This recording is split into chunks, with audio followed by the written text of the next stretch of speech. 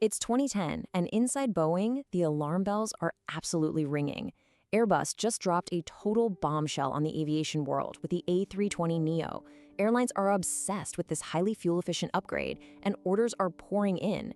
Virtually overnight, Boeing's legendary 737, literally the undisputed workhorse that generated more revenue than any other commercial aircraft in history, is suddenly at massive risk of losing its crown. Boeing's engineers knew exactly what to do. They desperately wanted to build a completely new airplane from scratch, a clean sheet design built for the 21st century. But a brand new plane takes a decade to develop, and it comes with a staggering $20 billion price tag. Wall Street and the board of directors looked at that number, and they gave a hard, absolute no. The mandate from the top was brutal: make it fast and make it cheap. So in a fateful decision that took a mere 2 weeks to lock in, Boeing abandoned the idea of a new design. They opted for a patch job. That meant taking massive, highly efficient modern engines and bolting them onto an airframe design that first flew all the way back in 1967. They called this hybrid the 737 MAX. But you can't just cheat physics. That 1967 airframe sat notoriously low to the ground, designed back when passengers actually walked up tarmac stairs to board. These new massive engines simply did not fit under the wings. So Boeing's workaround was to mount them further forward and higher up. This totally warped the plane's aerodynamics. At high angles of attack, those giant engines generated extra lift that pitched the plane's nose dangerously upward, creating a severe risk of an aerodynamic stall. Instead of spending the billions of dollars to redesign a flawed physical airframe, Boeing came up with a software patch, a secret one. They called it the Maneuvering Characteristics Augmentation System, or MCAS.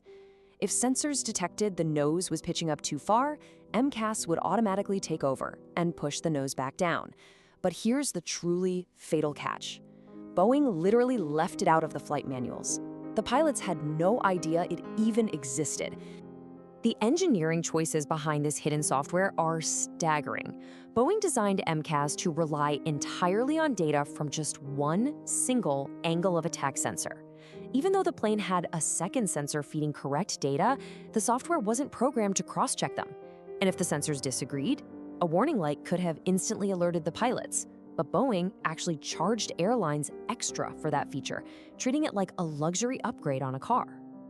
The consequences of these corporate decisions arrived with terrifying speed. On October 29, 2018, a Lion Air flight plunged into the Java Sea.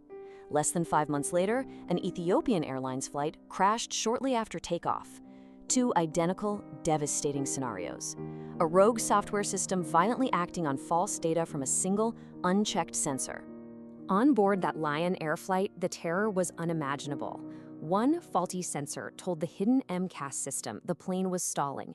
The software violently pushed the nose down into a steep dive. The pilots fought for their lives, frantically pulling back on their control columns 26 times in their final minutes.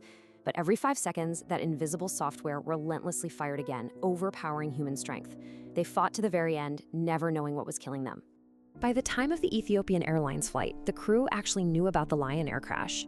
They did exactly what Boeing's procedures said to do. They turned off the electric trim. But physics is unforgiving. Traveling at 575 miles per hour, turning the manual trim wheel to save the plane required 50 pounds of physical force. The sheer aerodynamic pressure made manual recovery physically impossible. When they desperately flicked the electric trim back on to regain control, MCAS instantly fired again, driving them into the ground. How does a legendary aerospace pioneer let this happen? It was a total corporate culture collapse. Back in 1997, Boeing merged with McDonnell Douglas. In reality, McDonnell Douglas executives basically staged a boardroom takeover. They moved the corporate headquarters away from the engineering hub of Seattle, relocating to Chicago to deliberately isolate leadership from the factory floor. The core priority violently shifted from Seattle's legendary engineering excellence to Chicago's obsession with financial ruthlessness and stock prices. Under this new regime, critical engineering was outsourced to the lowest bidders, and internal warnings were completely ignored. In 2015, years before anyone died, a Boeing employee wrote in an internal message, "This airplane is designed by clowns, who are in turn supervised by monkeys." The internal rot was widely known by the people actually trying to build the planes. Meanwhile, executives were aggressively lobbying for the power to oversee their own safety certifications. The FAA increasingly relied on Boeing's own employees to stamp their own homework. In 2016, Boeing's chief technical pilot realized MCAS was acting crazy in the simulators and texted a colleague, "So I basically lied to the regulators." But he chose not to tell the FAA, keeping the volatile nature of the system completely hidden to protect the timeline.